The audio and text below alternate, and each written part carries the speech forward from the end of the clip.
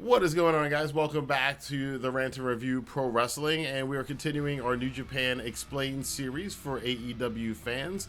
Again, the reason I'm doing this is as a person who is a New Japan fan and an AEW fan.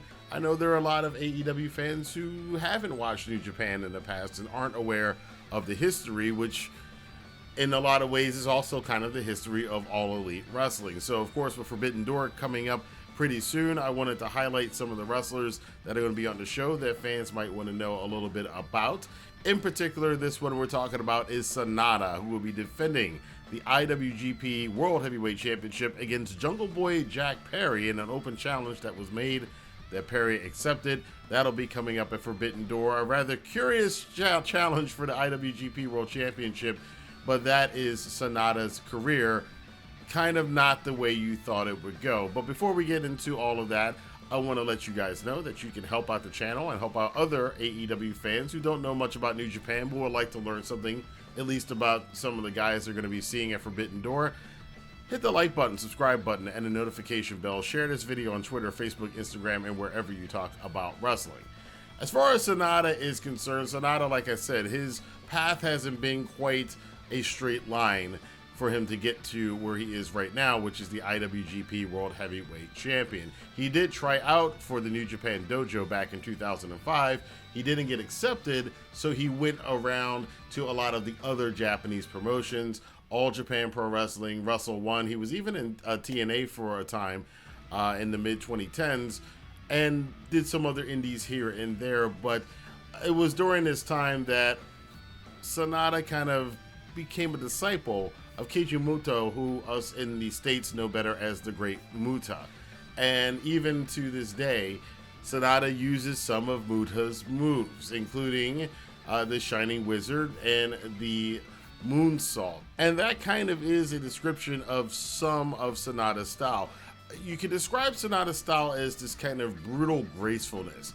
SANADA has these kind of spurts and flashes of brilliance in the way his in-ring goes. He'll slow down a little bit, then speed up, and he'll do it at these kind of somewhat awkward times to throw his opponents off, but he has such a precision and a snap to his moves.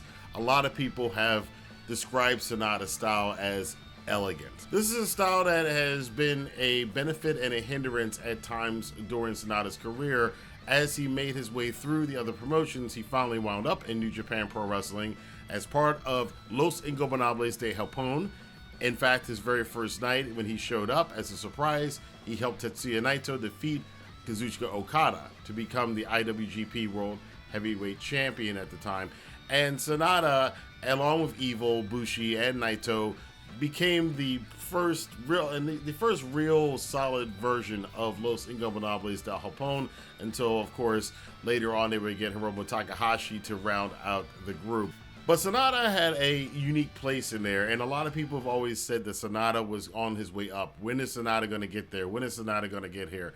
He had kind of this Japanese rockabilly kind of metal character and dress to him. He always wore these intricate masks to the ring, these skull masks when he came out to the ring. His garb was always very eclectic and very, hints of a little bit of evil there, and again a little bit of metal in there, but behind all of that was this very calm, very reserved, very patient wrestler.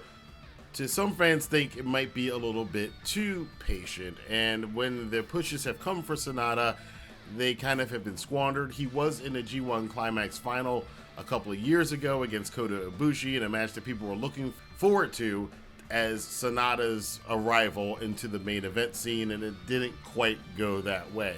He's been up and down on the card, spending a lot of time teaming with Evil in the World Tag Team Championship division for a while, had a couple of title runs there.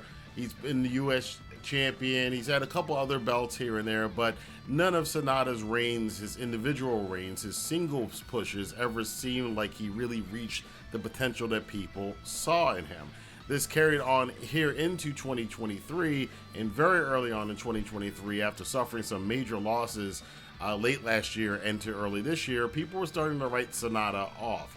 As once again, here we are another year, and is this going to be the year SANADA finally rises up? Is this going to be the year that he finally reaches the potential that we all thought, and then things took a really interesting turn. Taka Michinoku, who old school WWF fans from the Attitude Era will remember from Kai and Tai and that whole thing, has created a new faction. It comes from some of the ashes left behind when Minoru Suzuki dissolved Suzuki-gun late last year.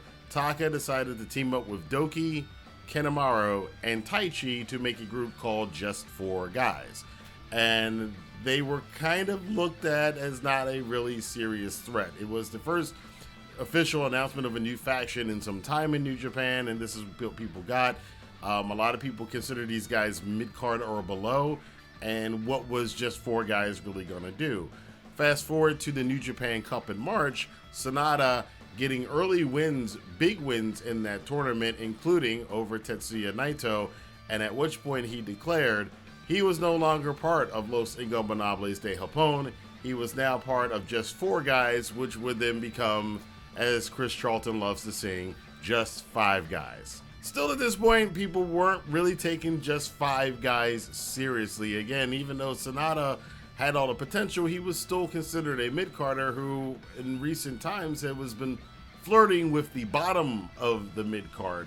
And here he was, winning the New Japan Cup, part of a new faction, and he was going to go on a challenge Kazuchika Okada, the greatest IWGP World Champion of the last 5, 6, 7, 8 years, possibly of all time. And he came out with a new look. Gone was the rockabilly stuff. Gone were the skull masks. The music had changed from something kind of sinister to something a little bit more upbeat. And SANADA's more like a traditional Japanese wrestler than ever before. Kind of a return to form from his look in his earlier days, just updated for the modern times. SANADA did defeat Kazuchika Okada to become the IWGP World Heavyweight Champion. And now heading into Forbidden Door, he's facing some unconventional challenges. He took on a returning young lion in New Japan for a title defense. He had a title defense against the junior heavyweight champion, and now he's having a title defense against a young kid in AEW who has very little experience with the Japanese wrestling style, and I'm sure SANADA has very little experience with Jungle Boy Jack Perry. So this matchup could be very interesting. I do think Jungle Boy and SANADA might surprise a lot of people. Sometimes the clash of styles can do something like that. This might wind up being the to this year's Forbidden Door with Orange Cassidy and Will Ospreay to last year's Forbidden Door, where people were like, well, that's kind of a weird matchup, and then the match wound up kind of stealing the show. I don't know if it's going to be possible for SANADA and Jack Perry to steal a show when you have on it Okada versus Danielson and Omega versus Ospreay, but I do think that SANADA and Jungle Boy might impress people in ways they wouldn't expect. But I want to know what you guys thought about this, especially if you're an AEW fan. Do you know a little bit more now about SANADA? Are you interested in learning more about New Japan stars? If you are, hit that like button, subscribe button, and the notification bell, and we will continue with this series leading up to this weekend's big pay-per-view event, Forbidden Door, coming out of Toronto, Canada. Until next time, I'll see you guys later. Have a good day.